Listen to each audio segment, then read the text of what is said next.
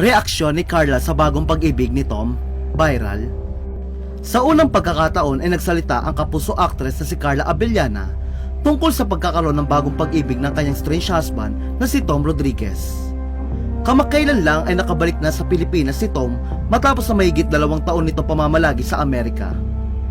Matatanda ang umalis ng bansa si Tom kasunod na masalimuot na paghiwalay nila ni Carla matapos ng 3 buwan nilang pagiging mag-asawa. Kasunod dito, ginulat naman ni Tom ang lahat nang aminin niyang may bago na siyang karelasyon.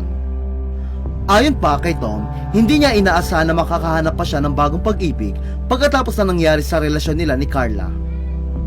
Nauna na ring inamin ni Tom na gusto muna niyang maging pribado ang kanyang relasyon ngayon at maging ang identity ng kanyang bagong karelasyon. Samantala, kung si Tom ay mayroon ng bagong pag-ibig, hanggang ngayon ay nanatiling single naman si Carla. Bagamat nilinaw niyang hindi niya isinasarado ang kanyang pinto sa posibilidad na bagong pag-ibig.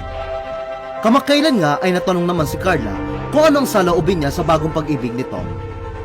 Hindi naman lingid sa kaalaman ng lahat na 7 years din silang magkarelasyon ni Tom na humantong pa nga sa kasal. Prangkang ang sinabi ni Carla na wala siyang pakialam sa bagong pag-ibig ni Tom. Ayon pa kay Carla, walang dahilan para magkomento o maging mag-react siya sa bagong karelasyon ni Tom dahil hindi na naman niya ito concern. Aniya, I don't see the need to comment or even react. Parang it's not any of my concern anymore. Parang ganon. Samantala, inamin naman ni Carla na aware siya na nakabalik na si Tom. At handa naman daw siya makita si Tom, lalo na kung dahil sa trabaho. Ani ni Carla, kumbaga I am aware naman na nakabalik na siya. Kung dahil sa trabaho, prepared naman ako. Nasabi ko naman na yun, na kung mag-cruise ang landas namin, whether sa studio or what, guesting kung ano man yan, prepared naman ako for that. Pero you know, I'll just be myself. I let him be.